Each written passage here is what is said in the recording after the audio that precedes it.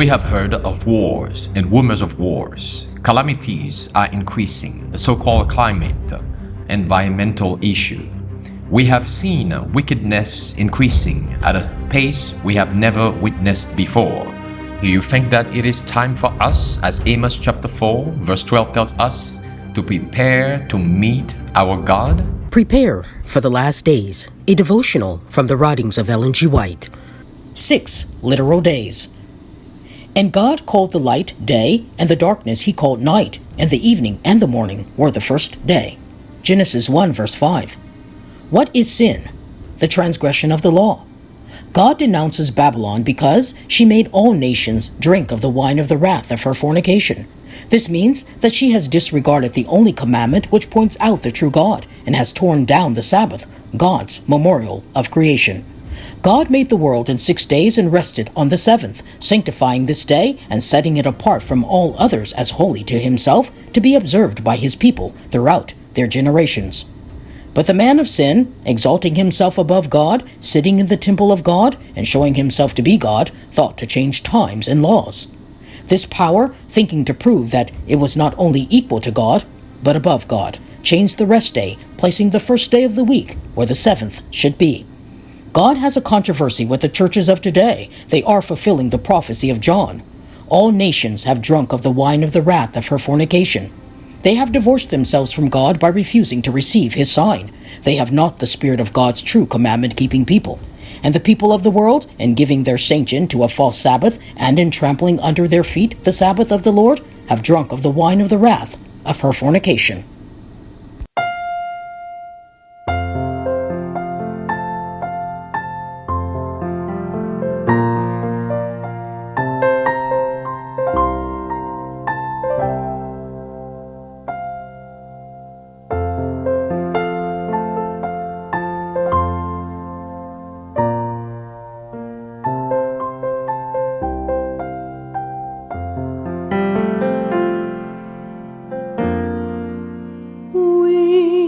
Speak of the realms of the blessed, that country so bright and so fair, and oft are its glories confessed.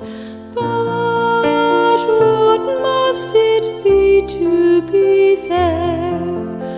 We speak of its pathway of gold, its walls decked with jewels so rare, its wonders and pleasures untold. But what must it be to be there? We speak of its freedom from sin, from sorrow, temptation, and care, from trials without and within. But what must it be to be there?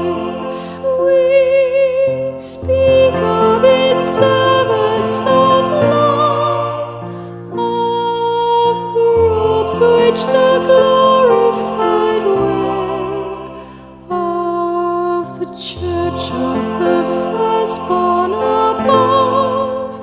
But what must it be to be there? Our morning is all at an end, when raised by the life-giving word, we see the new city descend, adorned as a bride for her Lord. The city so holy and clean, no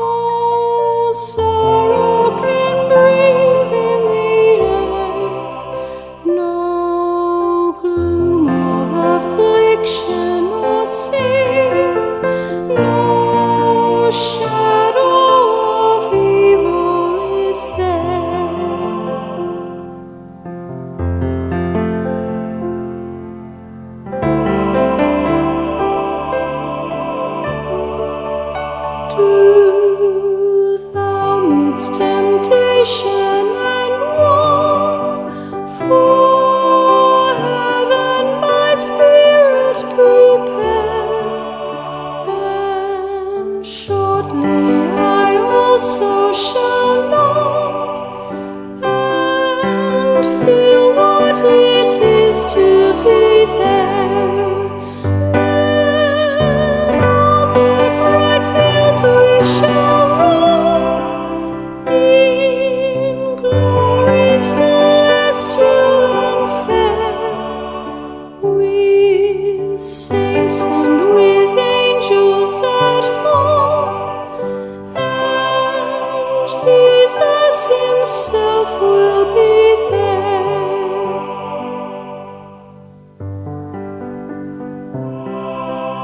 And Jesus himself